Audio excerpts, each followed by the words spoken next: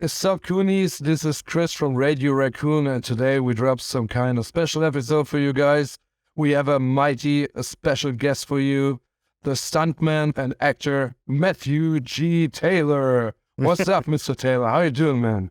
How you doing, guys? Thank you for having me on. Thanks for joining our show. Thank you for having us. Excited to be here. It's a truly honor for us, I can tell you that. We are more excited. So, thank you so much. It's a competition now, right? And have a little chat with us.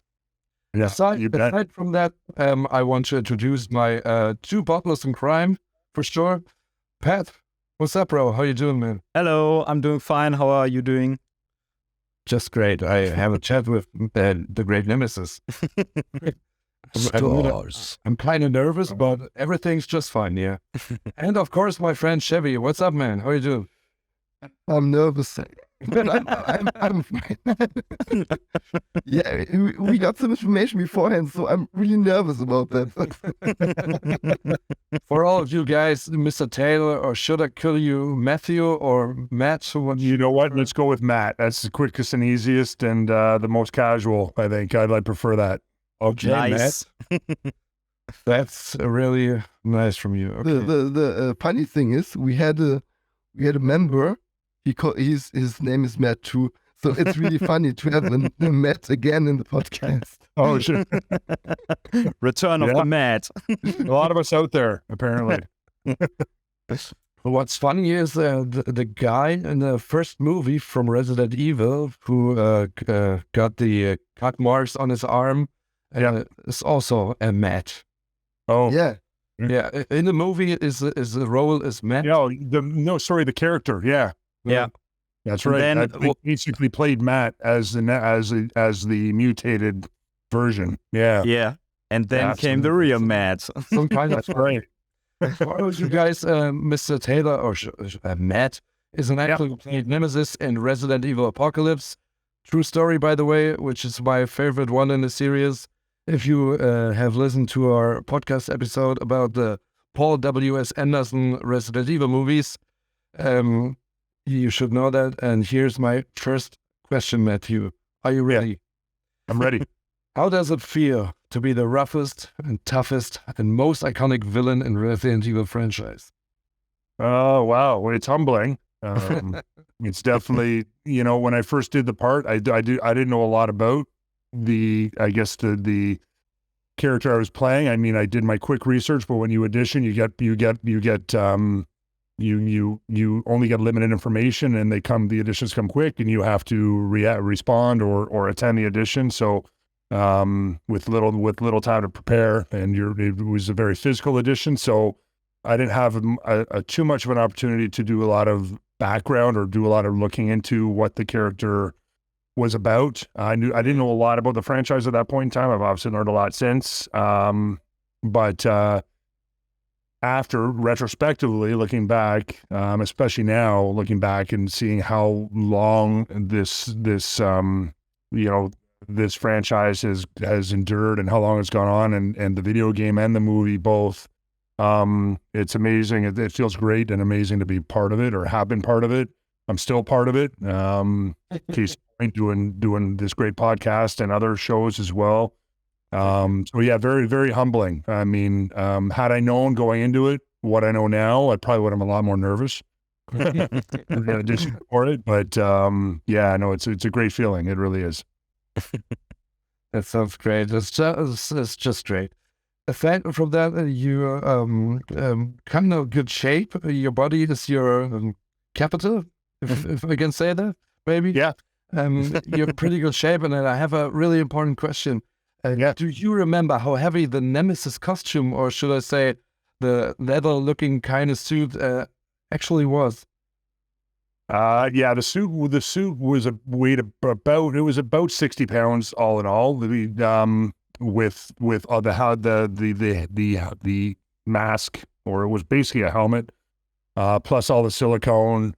And there was a lot of leather. So yeah, it was probably upwards, spread out, of course, and then the boots. So altogether, I mean, the whole package was probably about 60 pounds. Wow. Distributed, but still, Awesome. yeah. And I mean, the thing with the torso piece of the body piece of the suit, it was corseted at the back, like tied like a shoe at the back. Get it. So it pulled my posture back, because they needed to do that for just for the way the costume was to fit, to have it fit properly. So that was probably one of the more challenging parts, aside from the weight. It was actually just how it, kind of repositioned your body inside the costume. Wow. Okay. They corseted it so tightly. So yeah, it kind of put my spine at times out of alignment, and just a different type of body position to walk around in for hours on end, but worth it. So, yeah, just stuff you wouldn't even think. It was worth it. So yeah, I wonder. It's hard to act in such a uncomfortable costume, right? And that's just it. But especially because it was a very physical part, as you guys saw in the movie. A lot of moving around, carrying the gun, running, pretty much, jumping, landing, all those sorts of things it would be difficult enough to do without that sort of costume. It definitely took its toll at times on the body. You were in it there were some days that were for 13, 14, 15 hours, you were in it for more or less that time. So yeah, long days, long shoots. That's the way it goes with productions, movie productions like that, though. The days are long because they have to get done a certain amount each day, and in order to keep in line with their schedule, and every extra day costs so much money, so they try and get as much done as they can each day. Sure. When you shot the movie, was there a time when the suit was broken because you had a stunt where something got ripped off or something? You know what? There's always those times. It's not so much, it doesn't really slow you down that much. They have backup suits too. Like, not a backup suit, but backup pieces. Yeah. So if there's like a leather piece or a shoulder piece, or maybe something to do with one of the gloves, or something rips or tears, then they have a backup for the smaller components, which are quite often the pieces that are going to cause trouble. Usually the large sections of the costume are going to stay intact. Yeah. There was 2 helmets or 2 masks. One had animatronics and the other didn't. And that was the one. The animatronics was for the close-up shots. Yeah. The eyes moving and the mouth moving. And then the one without animatronics was used more for the stunts. Because it was less heavy, and there was less possibility of tires causing damage to my skin. So we didn't have to jump in the full costume, in the full weight of the costume. It depended on the scene, I guess. When Always in the costume. I was referring more to the mask. So they would take the mask off and put the other one on that didn't have the motors and the animatronics in it. That's what they would swap out, and they would take the mask off whenever they went filming, because that got very hot. Yeah, I bet.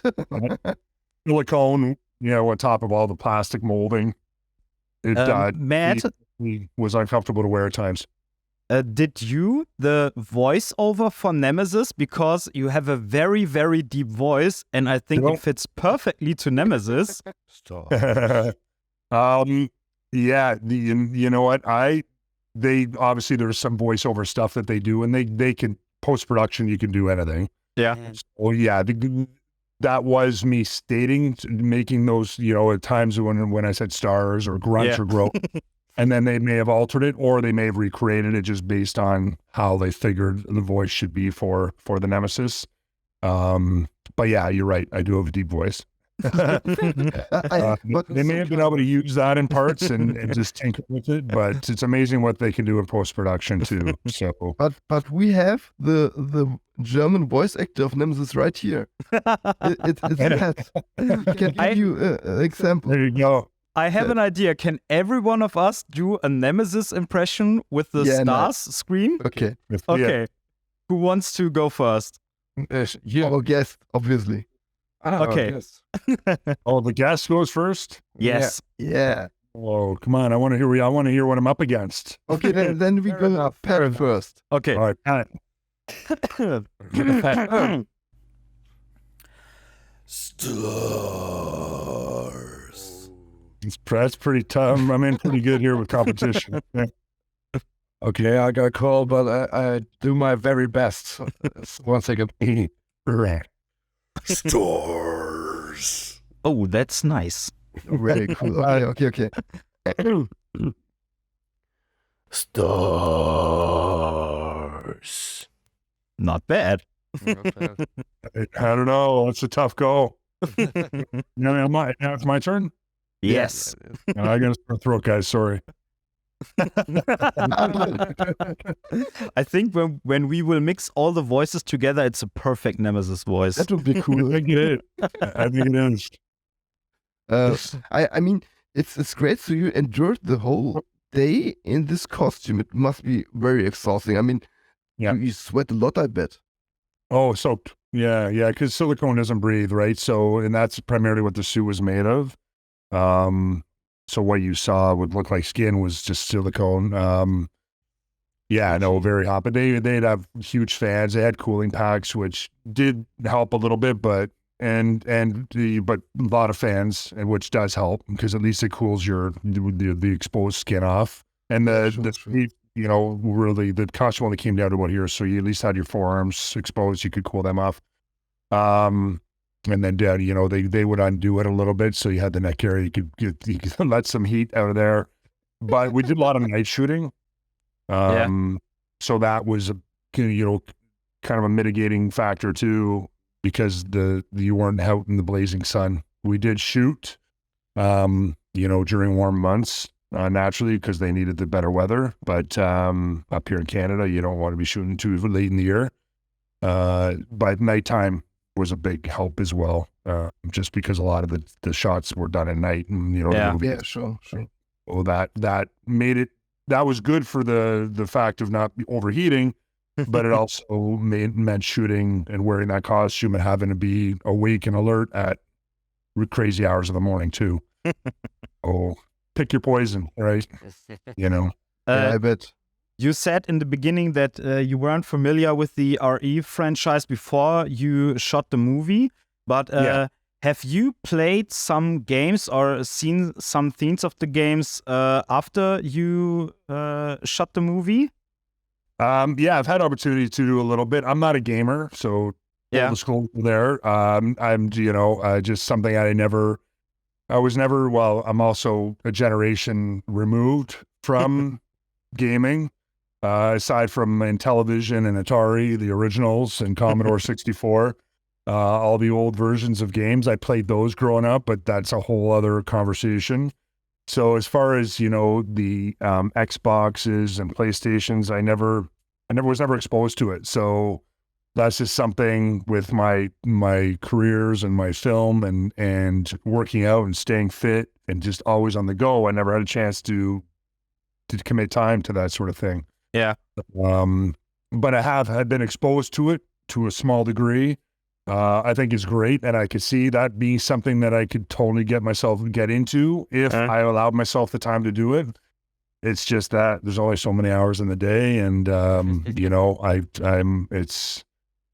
just always busy. It seems always busy. Not always on set, not always filming, but just with life and keeping fit. Obviously.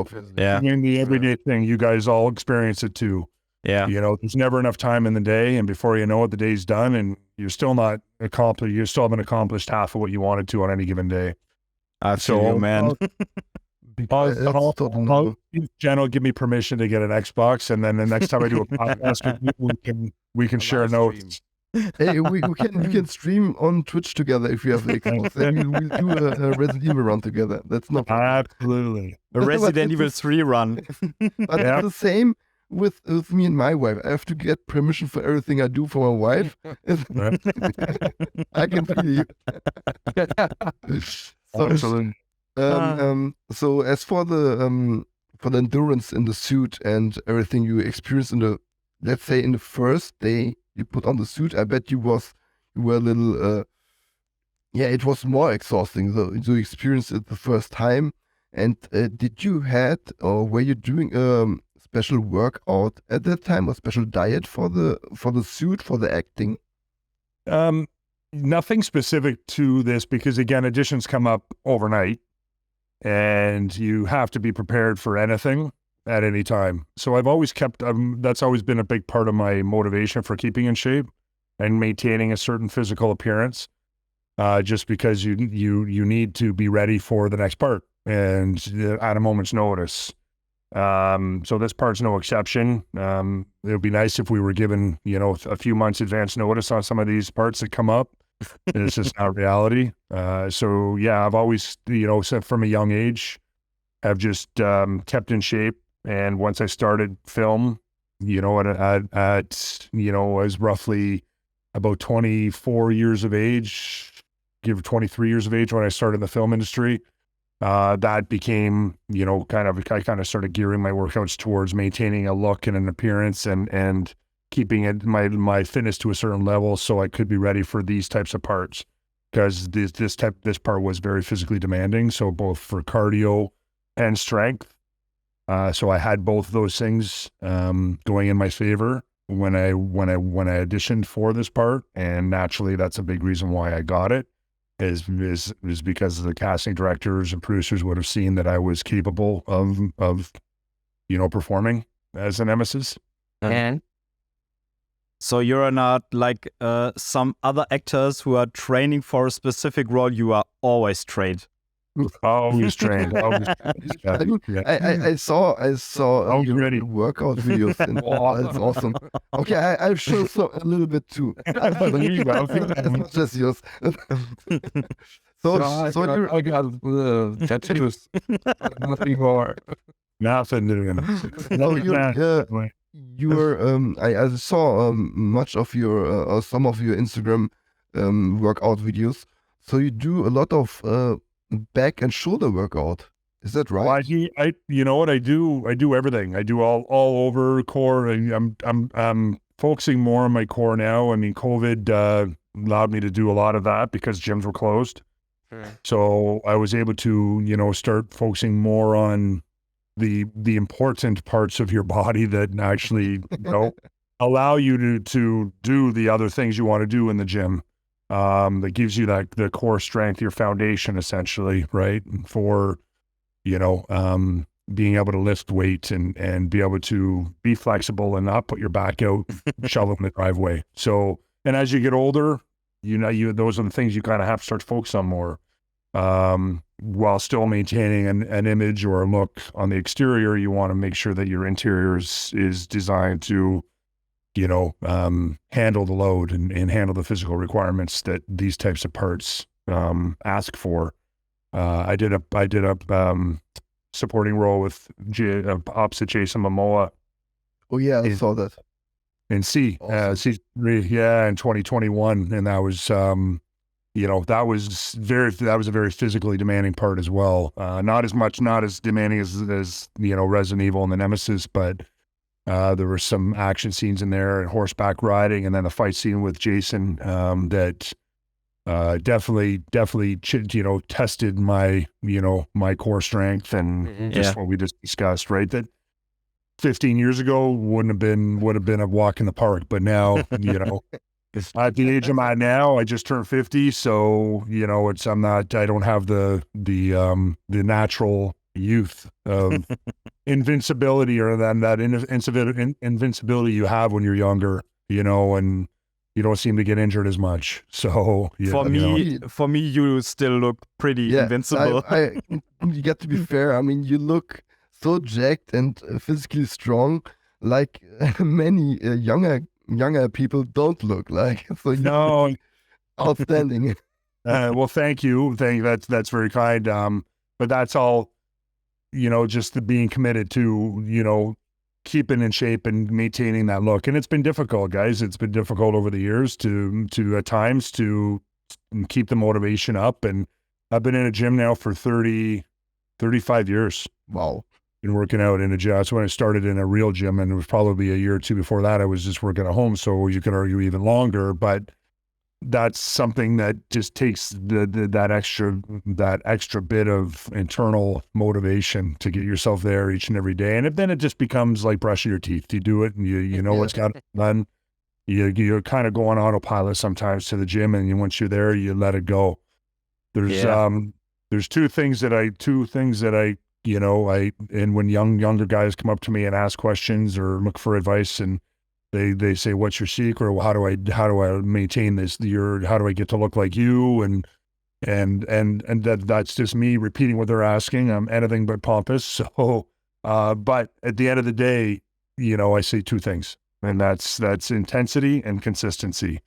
And those are the two main ingredients for, and that could be, you could apply those in any area of life. Sure. But to the gym, those are the two main ingredients, and obviously nutrition and how in proper form and all that can play in below that.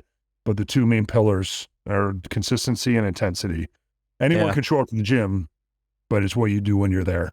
Yeah, right. Yeah, that's right. And it's those days when the couch looks more inviting than the car, which gets you to the gym, that you say, hey, you know what? I love the couch. Looks great. It's crappy weather outside. It's getting late. It would be so nice just to kick back and watch TV. But those are the days when, that's gut check time, and you grab the keys and you make yourself go. In Germany, we have a saying, when you have to be stronger than the inner voice that tells you, no, don't go to the gym, just lay down on the couch.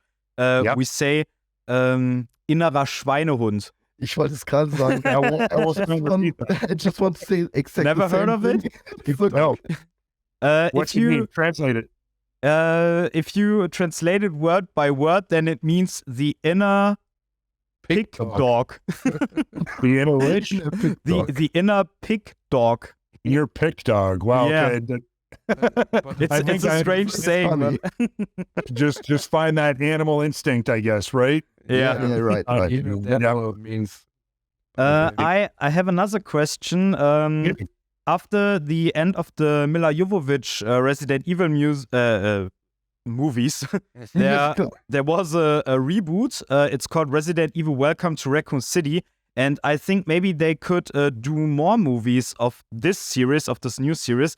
Would you ever put back on the Nemesis suit? Oh, without hesitation. Nice. Absolutely. Nice. Yeah. Oh, yeah, for sure. It would be definitely an experience. Yeah. I'd have to taper the suit in spots, but I was about 320 pounds when I wore that suit. Whoa, fuck. Wow. Yeah, and I'm 265, 270 now, so. Oh, wow.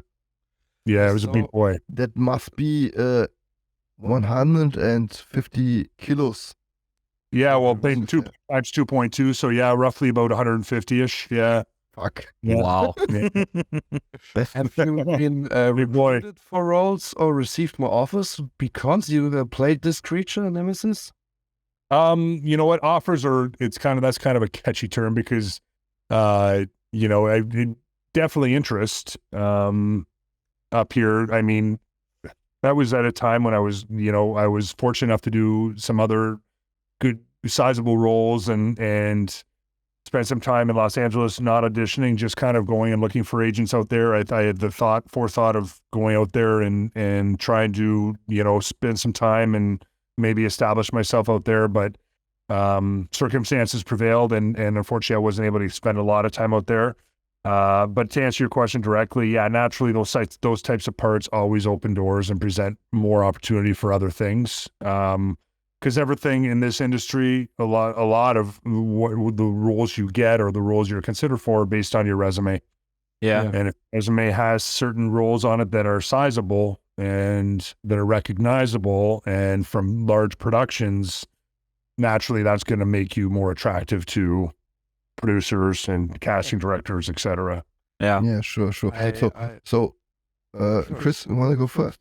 And just about to say that I have to admit I'm a huge fan of the Boondock Saints movies. Oh yeah. You're in the second one having this fight with Romeo. Yep. Yeah, and that was a stunt part. So a lot of my career has been divided into acting and stunts. Nemesis kind of falls in the middle. Yeah. Just because it was so stunt oriented as well. But yeah, that was a fun shoot too. That was a very challenging. And actually, when I shot that, my back was out, so I was popping pain back pills when I shot that scene. Oh wow! Yeah, Respect that you shot it so. It was so well. well, adrenaline helped too, right? So when you're in the moment and you got to do it because people are counting on you, you can't back out and say, "Oh, I got a bad back," and reschedule me. You go when they ask you to go. So. But it turned out fairly decently, and I had my shaved head at that point in time. So, Nice. yeah. So you said you would put the suit on anytime again for a new film. Absolutely. So okay, what about not films but conventions? Would you put on a Nemesis cosplay for a convention? Have the opportunity to join a stage, for example? No, you know what? Absolutely, I would do it. I think it would be a kick. I would have to have a lot of fans on me because I'd be sweating. But man, you know what? I imagine that Paul Jones, he's the creator of the suit, very talented individual. I don't know if he even, I don't know if just thinking outside the box here, I don't know if who would even have the suit at this point. That's something you caught me off guard on that one because I'm not even sure where the suit would be. I got this little guy. It's awesome. This was actually created. You can see there's like a little strap in here. Okay. This was created I was meant to use this during rehearsals. Yeah. For fight rehearsals with Mila or her stunt double Joanne. But we never ended up using it. It just never really got used. It does fit my melon, but barely. It's a lot smaller than the original or the actual mask, but it was meant just to kind of give me an idea what my sight line would be, just to get used to wearing it, and because one eye's closed, obviously, just to get an idea of distance and the experience, what it would be like wearing this on set while we're shooting. But never really ended up using it, and I was fortunate enough to be able to take it with me. It's just kind of like a spongy material. It looks so cool, really. It looks awesome. So you kept this? This is an original prop from the creation of the movie. Wow, so this is... It's about 20 years old? This, 2004, man. Wow. Yeah. It's awesome. 19 years old. Yeah, I can't believe it, guys. It still looks great. It's so okay, so back to the question. I have to get a little deeper into it. If we would make it happen we have a big Resident Evil stage. We have two guys. They organize the whole stage for us Resident Evil fans. We have about 20 or more cosplayers there of Resident Evil. And they have a big stage there. So they have room. They even make space for us Radio Raccoon to make our own corner there. Our own space. Our banner and everything. They are really cool. RPG 2042. Greetings to you guys. So if they would make it happen to get a little space for you too, would you really think about joining us there on stage? Absolutely, guys. Okay. That's a word. That's a quick answer. Keep going, Pat and Chris. I have to breathe. What was your question, Matt?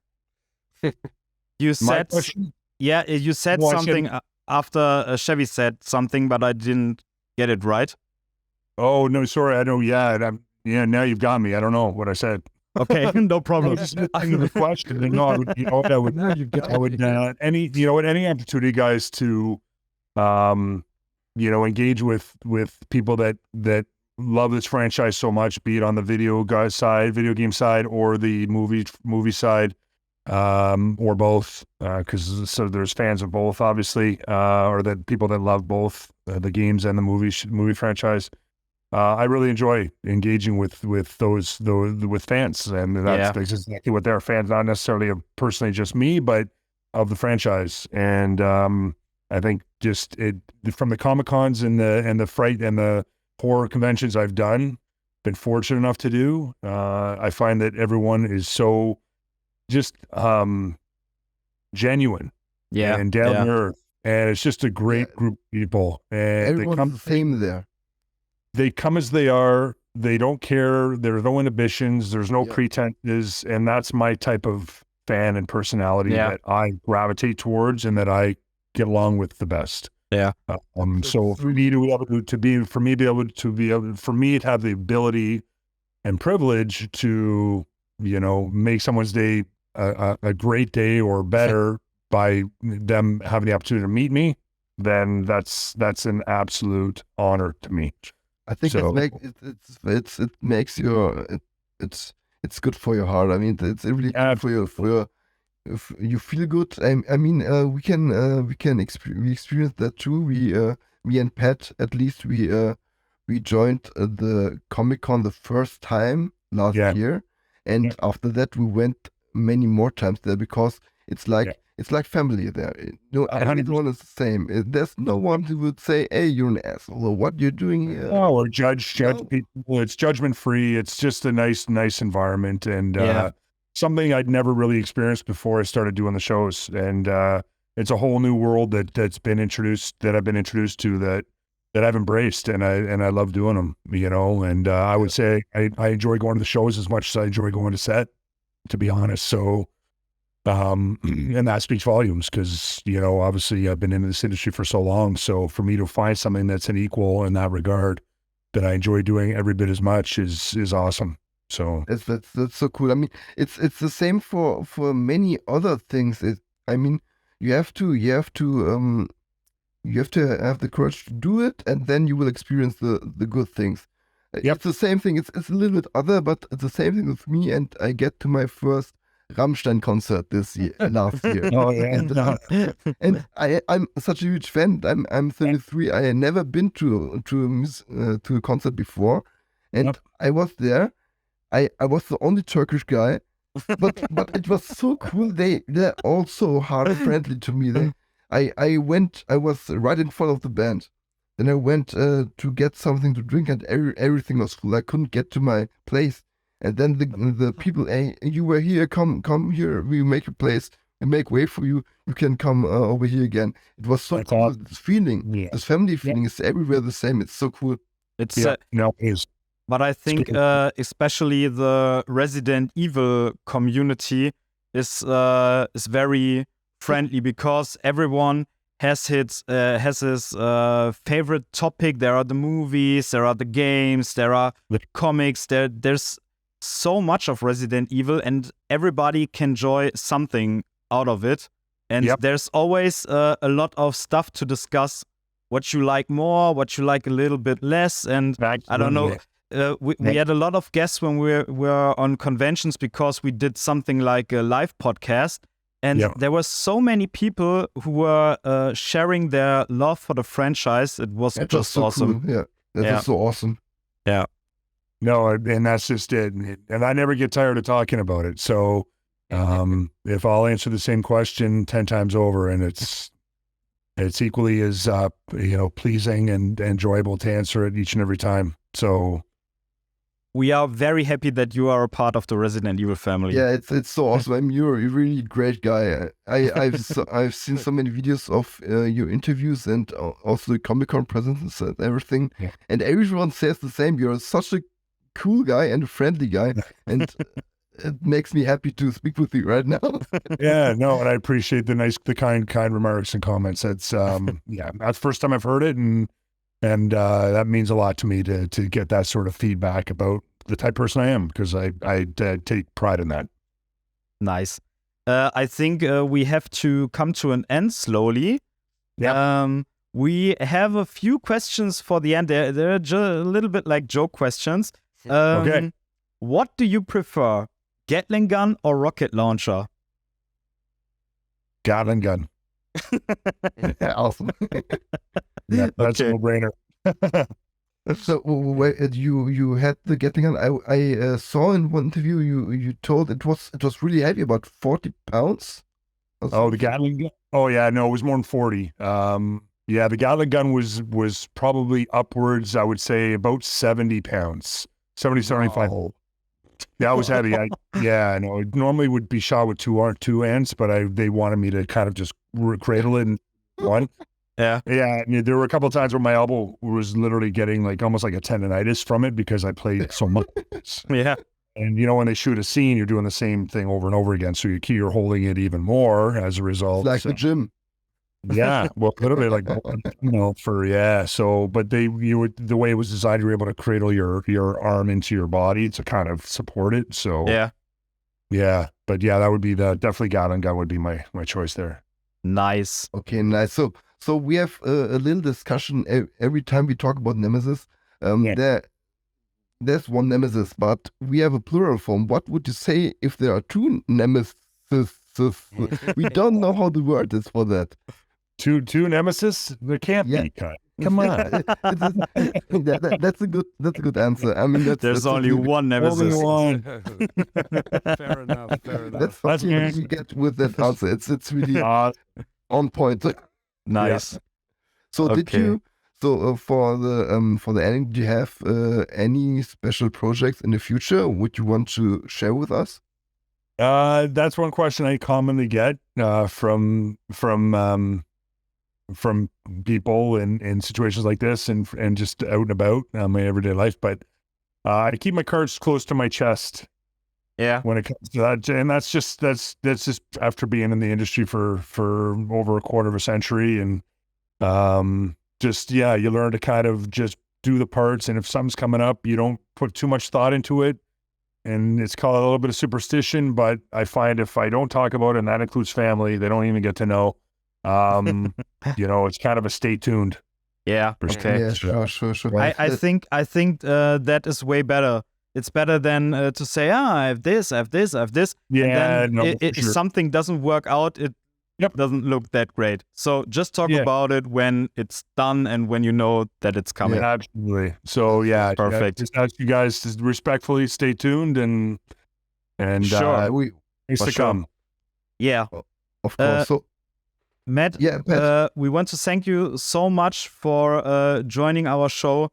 It was a great honor. Thank you so much. Thanks, we will link all your social media accounts in our podcast so that our community can join you, can follow you. Awesome, guys. Yep. No, I appreciate that. And just Jen's helping me build the social media. I've been in the industry for so long, but we just started doing Instagram. Yeah. And realized that that's a key component to doing these shows and just getting, allowing people to kind of just take a peek into my everyday life. Yeah. And just being, like we talked about earlier with video games, just an older mindset when it comes to technology. Yeah. I always was kind of resistant to it, but I'm embracing it now. And we're just, in the early stages of building, a great window for people to kind of see via Instagram, for people to see kind of just, find out a little bit more about me, but be able to also keep in touch and connect, when I'm at the shows. So it's a great platform for me, and I'm, still getting used to it, but I appreciate, that you guys are going to, obviously, your podcast will be on there. That's awesome. And thank you guys for having me here today. It's an honor to be here. It really is. And the honor on our side. It was a great honor. Really. I hope that we can, we can keep in touch, and I look forward to that. I really do. Of course. Yeah, we will do that. Thank you. Okay. I take you by your word. No, you got my word, bud. Yeah. Speaking from here, for sure, dude. Really cool. Thank you so much. Thanks, guys. Okay. All right. All the best.